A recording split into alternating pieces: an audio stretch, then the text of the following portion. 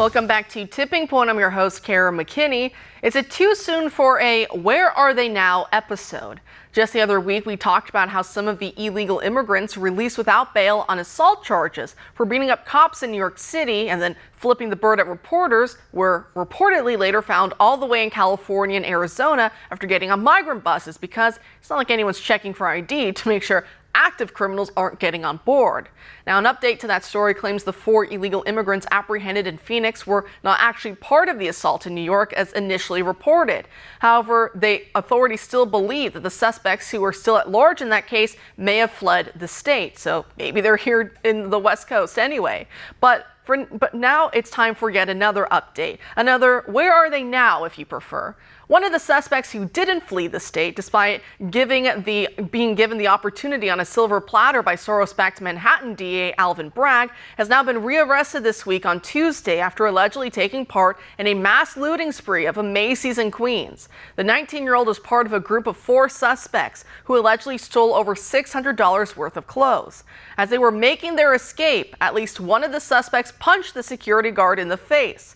The 19-year-old repeat offender was arrested yesterday, while the rest of his accomplices remain on the loose. But never fear, I'm sure they'll be back to robbing and assaulting in no time, so they can be arrested again.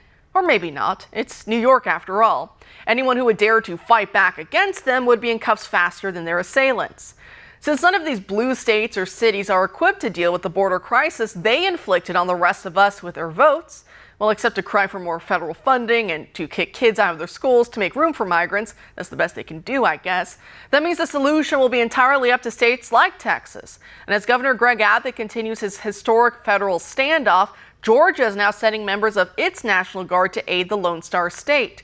Joining us now to discuss is Alfonso Aguilar, the Director of Hispanic Engagement for the American Principles Project. Alfonso, thanks for being here tonight.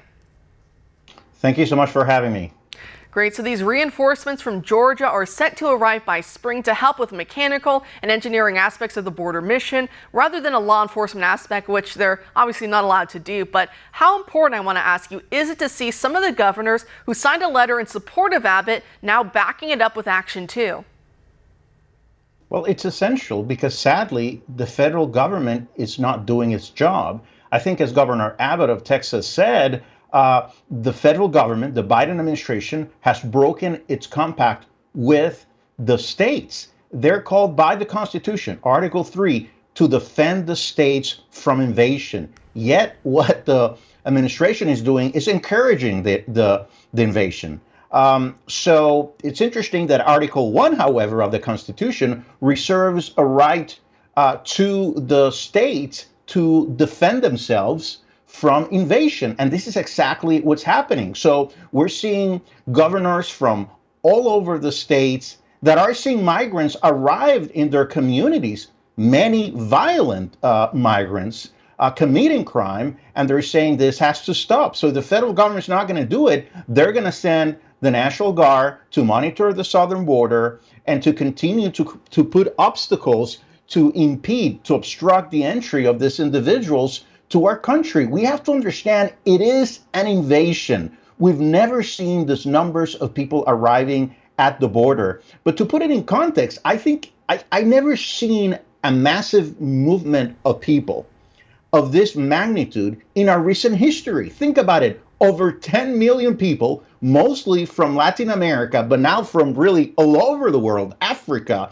the Middle East, coming to our southern border. Over 10 million people. We haven't seen anything like that. So we have to do something, and since the federal government is not doing anything, then the states have to act.